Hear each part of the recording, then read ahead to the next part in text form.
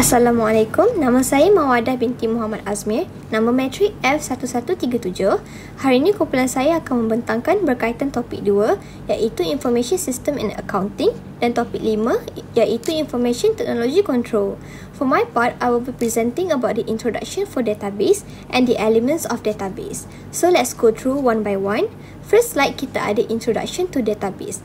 Apa itu database atau lebih dikenali sebagai pangkalan data? Pangkalan data ialah satu sistem yang menyimpan data dalam bentuk yang tersusun, biasanya secara elektronik melalui komputer. Dalam konteks perakaunan, pangkalan data ni sangat penting kerana ia membantu menyimpan maklumat keuangan syarikat, pelanggan, pembekal dan juga merekod transaksi. Contohnya, dalam satu sistem perakaunan komputer, semua maklumat seperti invoice, voucher bayaran dan jurnal disimpan dalam pangkalan data. Slide yang seterusnya adalah element of database. Kita ada 3 elemen. Elemen yang pertama ialah DBMS, iaitu singkatan bagi Database Management System atau Sistem Pengurusan Pangkalan Data. DBMS ialah perisian yang digunakan untuk mencipta, mengurus dan mengakses pangkalan data.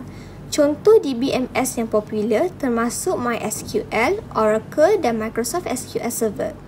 DBMS membolehkan pengguna menambah, mengubah, mencari dan menghapus data dengan mudah. Ia juga menyediakan keselamatan dan kecekapan untuk operasi pengurusan data. Elemen yang seterusnya, kita ada pentadbir pangkalan data atau DBA.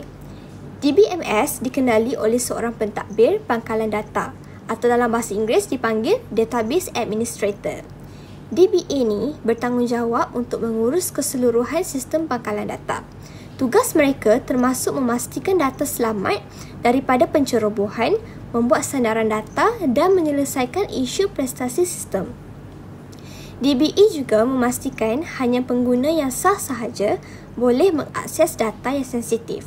Mereka juga mengawal siapa yang boleh buat perubahan dan siapa yang hanya boleh lihat data. Itu sahaja daripada saya. Terima kasih. Assalamualaikum warahmatullahi wabarakatuh. Saya Nik Damia, nombor matrik 1109. Hari ini saya akan membentangkan tentang tajuk Physical Database. So, refer kepada actual data yang disimpan di dalam hardware, iaitu di dalam server ataupun drive.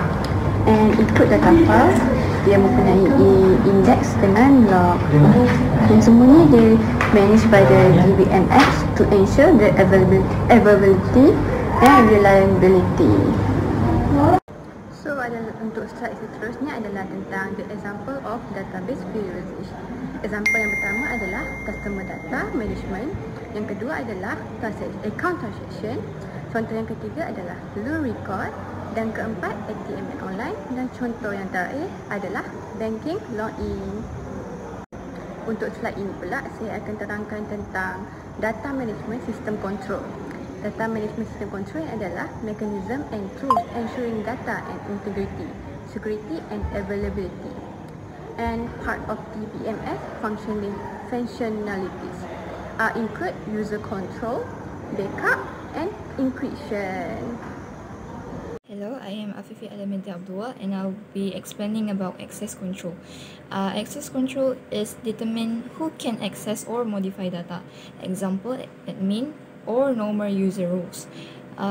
There are 3 methods, which is user ID or password, number 2 is biometrics, and number 3 is role-based access.